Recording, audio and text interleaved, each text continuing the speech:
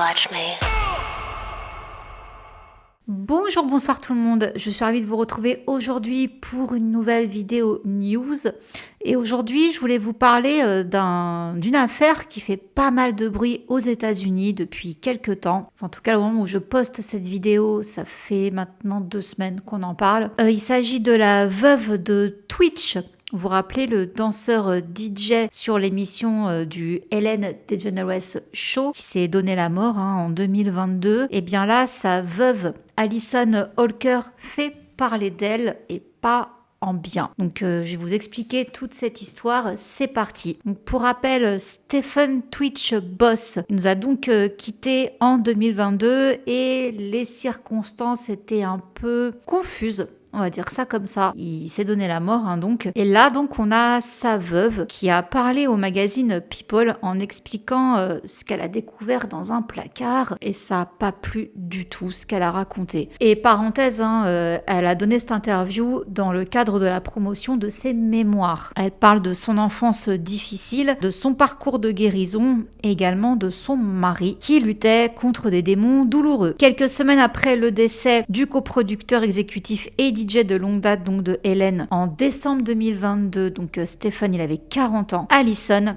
a découvert, comme elle dit, une corne d'abondance de substances illicites, notamment des champignons, des pilules et d'autres substances que j'ai dû rechercher sur mon téléphone, dit-elle, cachées dans des boîtes à chaussures. Parenthèse, selon l'autopsie de Twitch, il n'y avait aucune preuve de substance ou même d'alcool dans son organisme au moment de son décès. Donc voici ce qu'elle raconte. J'étais avec un de mes très chers amis et nous nettoyions le placard et lui choisissions une tenue pour les funérailles. C'était un moment vraiment déclencheur pour moi parce qu'il y avait beaucoup de choses que j'ai découvertes dans notre placard dont j'ignorais l'existence. C'était très alarmant pour moi d'apprendre qu'il se passait tellement de choses dont je n'avais aucune idée. C'était un moment très effrayant de ma vie de comprendre cela, mais ça m'a aussi aidé à comprendre qu'il traversait tellement de choses et qu'il se cachait tellement. Et il y a dû y avoir beaucoup de honte là-dedans. Donc ils ont été mariés 9 ans. Le mémoire s'appelle This Far et sortira le 4 février. Donc elle dit qu'elle pensait que elle et Twitch avait une communication très honnête, y compris au sujet de sa consommation de Marie-Jeanne. Le soir, une fois que leurs enfants étaient couchés, ils se glissaient tranquillement dans leur maison d'hôte pour fumer ou boire. C'était son moment à lui seul, son moment pour se ressourcer et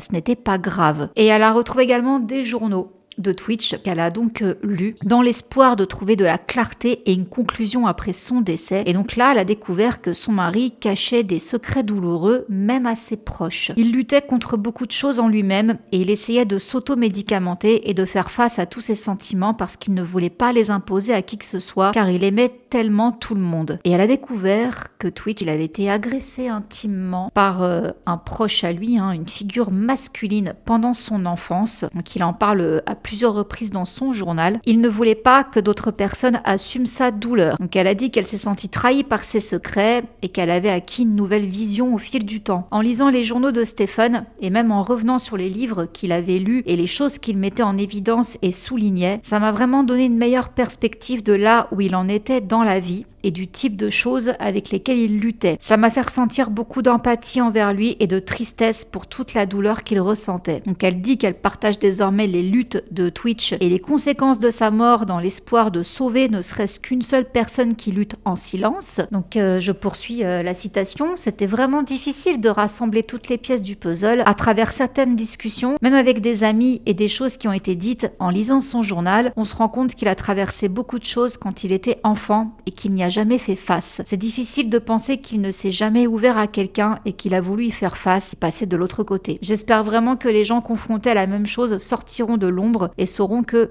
vous allez être bien. Alors même si Twitch était en retrait, il se douchait moins fréquemment, il fumait le matin et le soir. Il avait reconnu qu'il traversait une période creuse. Il était très prudent avec la manière dont il lui formulait les choses. À ce moment-là, ça faisait 8 ans qu'il bossait dans le Ellen DeGeneres Show. C'était la fin. Et il mettait aussi un terme à sa carrière de juge dans So You Think You Can Dance. Donc elle dit qu'ils étaient en train de se préparer pour cette grande année en se disant « Oh, il va enfin prendre une période de repos », ce qu'il dirait n'avoir jamais eu. Donc apparemment, il enchaînait, il se reposait jamais. Donc Normalement, ça allait être une belle période. Allison pense qu'il était profondément aux prises avec le gouffre entre l'extraverti Twitch, son personnage public bien aimé, et l'introverti Stephen, un homme qui aspirait à être le mari et le père parfait pour leurs 3 enfants. Wesley, 16 ans, Maddox, 8 ans et Zaya, 5 ans. Quand je pensais à mon mari à l'époque, je me disais, j'adore le fait que Twitch soit un si grand artiste, mais quand il rentre à la maison, il se sent suffisamment en sécurité pour être Stephen. J'étais avec lui depuis si longtemps et c'est comme ça qu'il a vécu toute notre relation. Je me suis dit, c'est une belle chose qu'il puisse être les deux, donc Twitch et Stephen. Avec le recul, je me rends compte que ces 2 personnalités très différentes se combattaient de plus en plus. Le matin avant sa disparition, Twitch a déposé Wesley à l'école. Elle était la dernière personne de leur famille à le voir vivant. Et ces derniers mots furent « J'aimerais pouvoir être ton Superman ». De voir quelqu'un vous dire ces derniers mots et que vous n'avez pas vraiment considéré à ce moment-là comme étant quelque chose qui n'allait pas, c'est vraiment difficile, surtout en tant qu'adolescent. Elle gère cela, en parlant de leur fille, avec beaucoup plus de grâce qu'elle n'aurait dû le faire. Nous avons pris les mesures nécessaires pour vraiment l'aider, communiquer avec elle et lui permettre de se sentir vue et entendue. Je pense qu'elle voit aussi ces mots comme quelque chose de beau et aussi de laid. C'est une bataille qu'elle va toujours mener avec elle-même, mais je sais qu'elle peut le voir des 2 côtés. J'ai eu la chance de pouvoir compter sur des ressources qui m'ont aidée, avec lesquelles je fais maintenant équipe. Donc elle collabore avec des organisations comme la National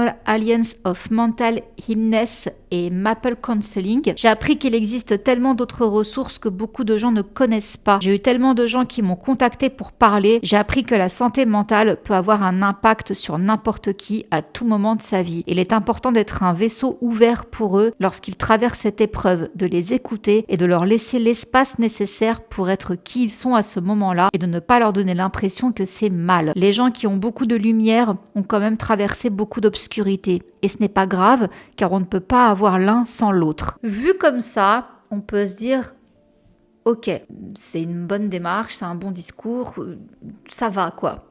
Mais ça n'a pas du tout plu à la famille de Twitch. Ils ont dit qu'elle n'avait pas à discuter des problèmes de dépendance de Twitch de manière aussi ouverte. Donc ils sont en colère qu'elle les qualifiait de toxicomanes après avoir discuté publiquement de ses prétendues luttes contre la dépendance. Donc déjà, ils la taclent, on va dire, pour ses mémoires, mais aussi pour la promo qu'elle fait autour, toutes les interviews. Ils l'accusent de ce qu'ils appellent une campagne de diffamation pour de l'argent. Et ils contestent également ses affirmations concernant son abus de substances présumées. Ça, c'est surtout son frère qui insiste que Twitch n'était pas toxico. Donc son frère, c'est Dre Rose. On a l'amie de la famille qui s'appelle Courtney Ann Platt qui a partagé une photo sur Instagram. Elle a écrit un long texte. Donc, voici ce qu'elle dit. Puisqu'il n'y a clairement aucune honte à être aussi public, je n'ai pas dit un mot depuis 2 ans, mais j'y vais. J'étais là au moment où vous vous êtes rencontrés. Donc elle parle d'Allison et de Twitch. J'étais là le jour où vous êtes fiancés. J'étais à vos côtés le jour de votre mariage. J'étais chez vous le jour de sa mort. J'étais à tes côtés parce que ton mari était ma famille. Peu importe la fréquence où nous nous parlions, la fréquence où nous nous voyions, nous étions liés à jamais. C'est de loin l'acte le plus vulgaire, sans classe et opportuniste que j'ai jamais vu de toute ma vie. Nous avons tous dû signer un accord de confidentialité bizarre pour assister à ses funérailles, même sa propre mère que tu as traitée comme une merde pendant tout ce temps, et souviens-toi que tu n'aurais même pas eu de mari sans elle. Fin de la parenthèse, pour ne rien partager ou ruiner son nom, comme si c'était dans l'esprit de tout le monde en premier lieu, et voilà que tu écris un livre avec tout le linge sale qui salit son nom et essaye d'éteindre la lumière brillante, loyale, aimante qu'était ton mari, mon ami. Que tout cela soit vrai ou non n'est pas la question. C'est comme ça que tu protèges le nom de boss que tu as si vite fait d'enlever sur les réseaux sociaux 48 heures après sa mort, parce qu'apparemment elle avait retiré le nom de boss de son nom sur Instagram 48 heures après son décès. C'est rapide, je trouve. Enfin, fallait y penser, 48 heures après de changer ton nom sur Instagram. Bref. C'est ainsi que tu protèges ses enfants de toute autre humiliation, blessure et désespoir. C'est ce que tu veux qu'ils retiennent de lui. Tu es passé à autre chose. Tu vis ta vie. Tu es sur tous les tapis rouges que tu peux monter, tous les bancs de célébrités télé dans lesquelles tu peux t'asseoir, tous les magazines dans lesquels tu peux être vu, et tu as besoin de faire ça, écris un journal, prends un thérapeute, parle à un ami, mais publier un livre sans vergogne en partageant les pages du journal de ton mari, le magazine People, mais quelle blague. Oui, il s'est ôté la vie, ce qui est un fait que nous ne pouvons toujours pas comprendre. Et il avait clairement des problèmes de santé mentale, souffrant si profondément, et c'est ton exemple d'empathie, de ton amour. Cette campagne de dénigrement pour $1 n'est absolument pas ce qu'il aurait toujours voulu. Peu importe à quel point il souffrait, pas pour une seconde. Tu es un bulldozer vivant et respirant. Reste-en à tes propres démons. Honte à toi, Alison. Honte à ton équipe affamée d'argent. Laisse mon ami reposer en paix. Voilà, elle était assez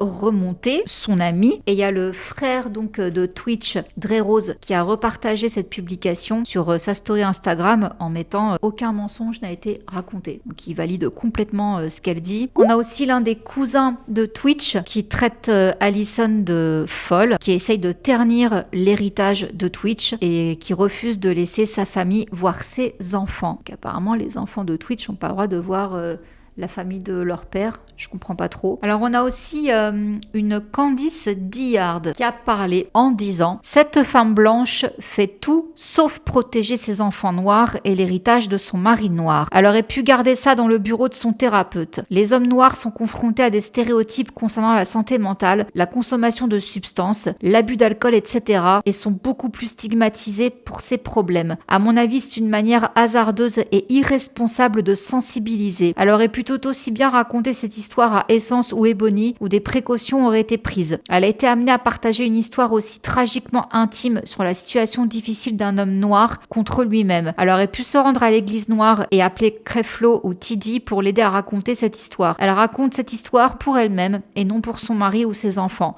ce qui à mon avis est une mauvaise décision à prendre. La thèse est qu'il faut faire preuve de prudence et de considération lorsqu'on raconte l'histoire d'hommes noirs et je ne pense tout simplement pas que cela ait été fait ici. Alors Alison de son côté, elle avait partagé un petit bout de son interview People sur Instagram et dans cette vidéo, dans la section commentaires, il y avait un commentaire justement qui disait « Tout cela m'a rendu triste, il est parti. Pourquoi déchirer ce nom? Je t'ai pleinement soutenu dans ton emménagement et ton bonheur, mais ce chèque ne valait pas la peine de déshonorer son nom. » Et là, elle a répondu Alison en disant « Je t'aimerai toujours, j'essaie juste d'aider les gens à se sentir en sécurité pour demander de l'aide et du soutien. » Qu'en pensez-vous? Pensez-vous que une veuve peut s'octroyer le droit de raconter ce qu'elle a trouvé dans son placard, ce que son mari cachait? Pensez-vous qu'elle est en droit de parler de ce qu'il confiait dans ses journaux intimes sous prétexte de vouloir aider les autres, de sensibiliser? Honnêtement, j'ai un gros doute. Je m'imagine à sa place,